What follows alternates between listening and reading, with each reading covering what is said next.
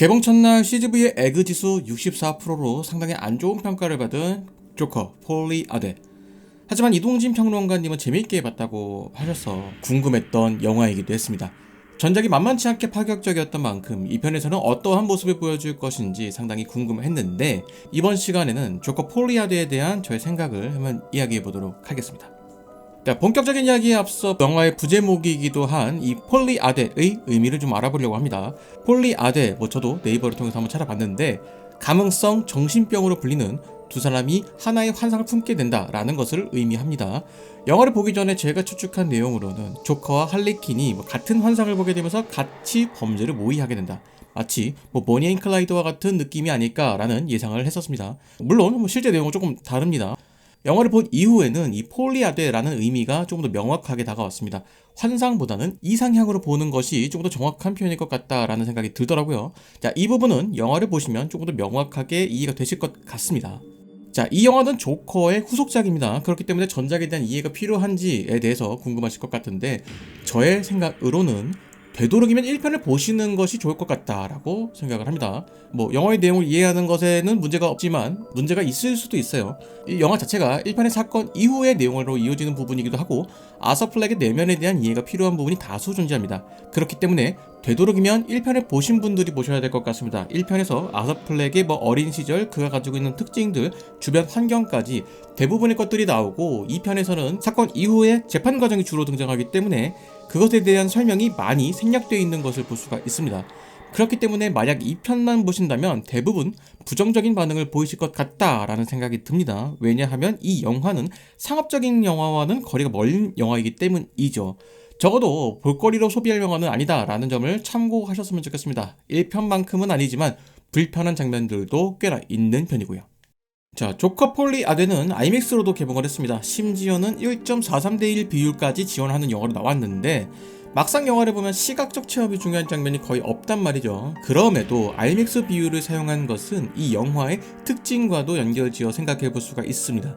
이 영화는 아이맥스 비율을 예술적인 표현의 수단으로서 이용한 영화다라는 생각이 듭니다. 대체로 영화는 가로가 더 긴 화면 비율을 사용합니다. TV와의 차별화를 주기 위한 것이 시작이긴 하지만 가장 큰 이유는 사람의 눈이 가로로 놓여져 있기 때문에 시각적으로 조금 더 편한 비율이기 때문입니다. 대체로 영화 속 장면들은 사람이 나오고 그 뒤에 배경이 같이 나오기 때문에 심리적으로는 가로가 긴 비율이 둘 다를 한 프레임에 잡기에 용이하기 때문이죠.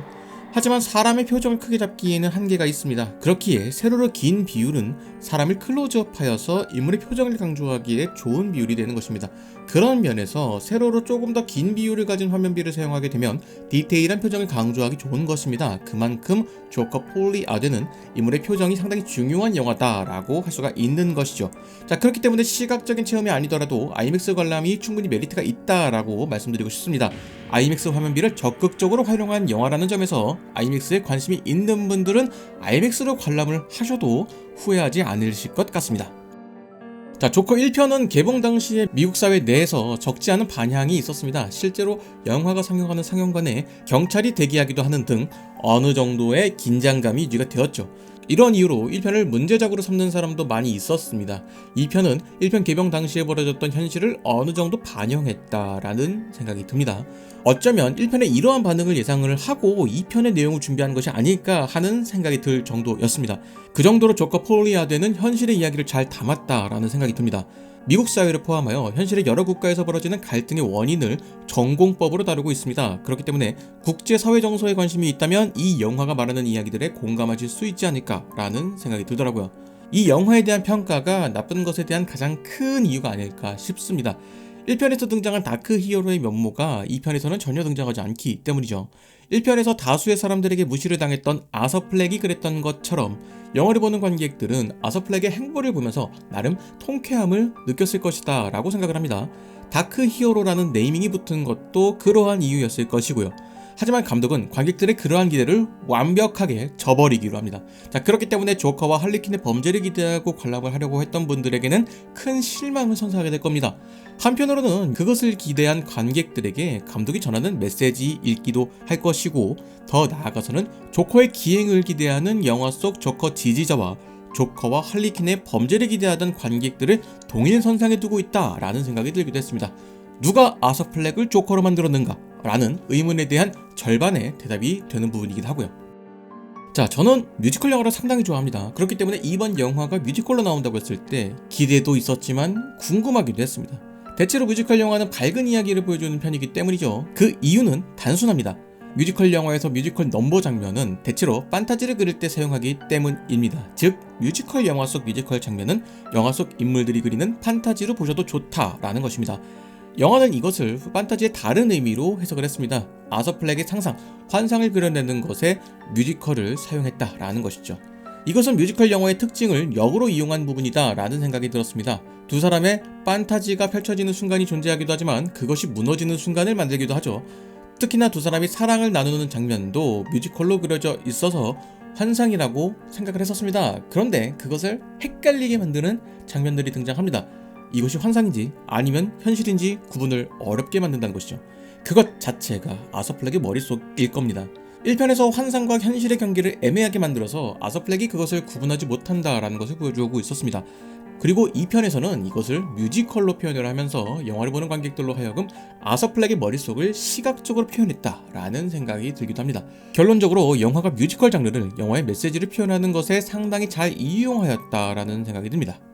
이 영화는 아서 플렉이라는 인물에 집중해서 볼 필요가 있습니다. 자신의 의견을 제대로 말하지 못하고 속으로만 품고 사는 인물이죠. 심지어는 어떠한 상황에서 웃음을 참지 못하는 정신질환을 가지고 있어서 많은 사람들에게 오해를 받는 인물이기도 합니다. 쉽게 말하면 사회적인 약자라고 할 수가 있는 것이죠. 그런 사람이 어떠한 계기로 인해서 참고 있던 감정들이 폭발하면서 뜻하지 않은 살인을 저지르게 된 것이죠. 그로 인해서 살인죄에 대한 재판을 받게 된 것입니다. 그의 변호사는 그를 심신미약으로 감형받기 위해서 노력을 합니다. 반대로 검찰에서는 그를 정상적인 사고를 가진 인물로 보면서 사형을 구형을 하였죠. 자, 영화 초반만 하더라도 이 변호사는 아서 플렉의 편에서 그를 이해하는 듯한 느낌이었습니다. 하지만 시간이 지나면서 그녀가 재판에 승소하기 위해서 과도하게 심신미약을 주장하게 됩니다. 그것을 듣는 입장에서는 마치 그런 그녀가 오히려 아서 플렉을 존중하지 않고 무시하는 듯한 느낌마저 들었습니다. 아서 플렉은 정상적인 사고가 안 되는 정신질환이 있는 바보입니다 라고 말하는 듯한 느낌이었죠. 거기에 더해서 아서 플렉이 몰랐던, 아니 몰라도 괜찮았을 법한 이야기를 언급합니다. 그의 어머니조차 아서 플렉을 동정하고 있었다라는 것이죠. 자, 그런 어머니의 권유로 코미디언을 꿈꿨던 아서 플렉은 자신의 꿈마저 부정당하는 느낌이었을 겁니다. 오히려 그에게 수시로 경고를 하는 듯한 판사는 그가 하고 싶은 것을 법적인 테두리 안에서 할 수 있도록 허용을 하고 그를 존중하는 태도를 보였습니다. 결국 법이라는 것은 그들을 보호하는 최소한의 울타리 역할을 한다라는 것을 간접적으로 보여주는 듯한 느낌이 들기도 했습니다. 개인적으로는 아서 플렉에게 필요했던 것은 처벌보다는 보호와 치료, 관심이 아니었을까 하는 생각도 드네요. 많은 사람들이 주목하고 있는 사건이었습니다. 언론은 생방송에서 머레이를 죽인 희대의 살인자라는 타이틀로 많은 관심을 가지고 있습니다. 언론에서 진행하는 인터뷰에서도 아서 플렉을 은근히 자극을 하면서 그가 조커의 난폭한 모습을 보이기를 원하는 듯한 태도를 보였습니다. 그리고 그를 지지하는 대중들 또한 비슷한 기대를 가지고 있습니다. 지금까지 자신들이 하지 못했던 것을 조커가 해줄 것이다 라는 기대를 가지고 있는 것이죠. 하지만 아서는 재판이 진행되면서 조커의 모습을 점점 잃어가는 듯한 모습을 보였습니다. 그러다 할리를 만나게 되면서 자신 내면에 있던 조커의 모습이 점점 올라오게 됩니다. 그리고 그런 모습에 사람들이 관심을 가지는 것을 보고 스스로에 대한 자신감을 가지게 되죠. 자, 결론부터 이야기하면 아서 플렉은 조커라는 가면을 쓴 아서 플렉일 뿐이었습니다. 결국 그는 조커가 되지는 못했다라는 것이죠. 그 계기가 된 것은 게리 퍼들스의 증언이었을 겁니다. 영화를 통틀어 게리만이 아서 플렉이 좋은 사람이었다라는 이야기를 하죠. 그리고 그것이 아서가 흔들리게 되는 조커를 포기하게 되는 계기가 된 것입니다. 그는 조커가 되어야 하지만 사람들의 관심을 받을 수 있었던 사회적 약자였습니다. 그리고 그런 사회적 약자의 분노를 앞세워 자신의 이익을 챙기려는 사람들이 그의 주변에 있었던 것이죠. 처벌을 하려는 검사, 그를 변호하면서 자신의 선함을 강조하고 싶었던 변호사, 그의 조커다움을 담으려고 했던 언론, 더 큰 사고를 만들어주기를 바랬던 대중들까지 무엇이 아서 플렉을 조커로 만들었는가에 대한 대답에 영화는 명확하게 답변하지 못합니다. 그 원인은 너무나도 다층적이기 때문이죠. 문득 이런 생각이 듭니다. 대다수의 사람들은 조커와 같은 문제아가 문제를 일으켜주기를 바라고 있었던 것은 아닐까 하는 것이죠.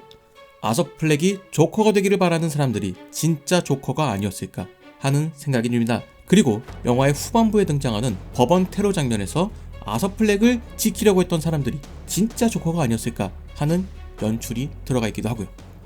자, 바보 빅터라는 소설이 있습니다. 실화를 바탕으로 한 이 소설은 어린 시절 바보라는 소리를 들으며 살아왔던 빅터가 알고 보니 IQ 178의 천재였다라는 이야기였죠. 조커 폴리아드를 보면서 이 책이 떠올랐습니다. 사람들의 자아는 자신 스스로 만들어지는 것보다는 주변 사람들의 평가로 이루어지는 비중이 더 높습니다. 선천적인 질병으로 인해서 주변에서 이상한 사람이라는 취급을 받고 그로 인해서 스스로를 이상한 사람으로 생각하며 위축된 삶을 살았던 것이죠. 그렇게 많은 사람들에게 무시를 당하는 삶을 살다가 어떠한 사고로 인해서 변화를 맞이하게 됩니다. 그런 그가 상대를 위협하니까 자신을 무시하지 않더라 라는 것을 알게 되면서 과도한 자신감을 얻게 되었다라고 볼 수가 있습니다. 그 관심 때문에 할리라는 사람도 만날 수 있게 되었다라고 볼 수가 있죠. 자신을 온전히 이해한 것 같았던 할리마저 떠나게 된 순간 그는 더 이상 살아갈 이유를 잃었다라고 생각을 합니다. 그렇기에 영화의 마지막에 아서가 죽음을 맞이하게 되는 장면에서 해방의 느낌마저 들었습니다. 여기서 아서는 분명 죽음을 맞이하였지만 왠지 그에게는 해피엔딩인 것만 같은 느낌이 들었습니다. 그제서야 그는 스스로 브레이크를 밟을 수가 있게 되었거든요. 조커 폴리아드는 보는 사람들로 하여금 양가 감정을 들게끔 잘 연출하였습니다.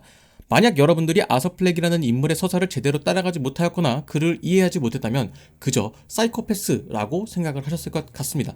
하지만 그는 나약한 인간일 뿐이었습니다. 사람들과 친해지는 것을 좋아하고 대화하는 것을 좋아하며 사람들에게 농담하기를 좋아하는 코미디언이 꾸민 한 남자였을 뿐이죠. 하지만 그에게 어떠한 프림이 씌워지게 되면서 그는 전혀 다른 삶을 살게 되는 것입니다. 결국 이런 질문을 다시금 하게 됩니다. 그를 조커로 만든 것은 누구인가? 라는 질문이죠. 개인적으로 조커 폴리아드는 사회적 약자에 대한 이야기를 다룬 수준 높은 문학이라는 생각이 들었습니다. 감독이 말하고 싶은 메시지를 다큐처럼 보여주는 것이 아니라 영화로 잘 승화하여서 보여주었다라는 것입니다. 아서 플렉이 왜 그런 변화를 하게 되었는지 친절하게 설명해준 영화라는 생각마저 듭니다. 만약 이 영화에 다크 히어로의 면모를 기대했다면 영화에 큰 실망을 했을 것이다라고 생각을 합니다. 다만 이 영화가 오히려 그러한 기대를 역으로 이용하여서 자신이 하고 싶은 이야기를 담았다라는 생각이 듭니다. 당신이 생각하는 이야기는 여기에 없다라고 이야기하는 듯한 느낌이었죠. 그런 이유로 일반적인 상업 영화를 기대하시는 분들의 실망은 컸을 것이다 라고 생각을 합니다. 거기에 뮤지컬 장르 자체가 대중적인 장르는 아니다 라는 점에서 더더욱 대중적인 영화는 아니다 라는 것이죠. 자, 그럼에도 이 영화에 호기심을 가질 분들은 있을 것이다 라고 생각을 합니다. 영화로 연출한 토드 필립스 감독은 과거 행오버라는 코미디 영화 시리즈를 만들던 감독입니다. 그랬던 그가 조커 같은 영화를 만들게 되었습니다. 이전에 행오버를 통해서 성역 없는 코미디를 만들고 싶었으나 사회가 정치적 올바름에 너무 민감해졌다라는 언급과 함께 감독은 이러한 현상에 대한 반감이 있음을 드러냈습니다. 그의 이번 영화인 조커 폴리아드에서도 그런 그의 철학이 잘 담겨있다라는 생각이 들었습니다. 영화 감독인 만 영화적 표현으로 말이죠. 상업적인 면보다 예술적 성취가 더 강한 영화 조커 폴리아드. 영화를 관람하신 여러분들은 재미있게 보셨는지 모르겠습니다. 여러분들의 생각을 댓글로 남겨주시면 감사하겠습니다. 재미있게 보셨든 재미없게 보셨든 어떤 의견이든지 환영합니다. 여러분들은 조커 폴리아드 어떻게 보셨나요?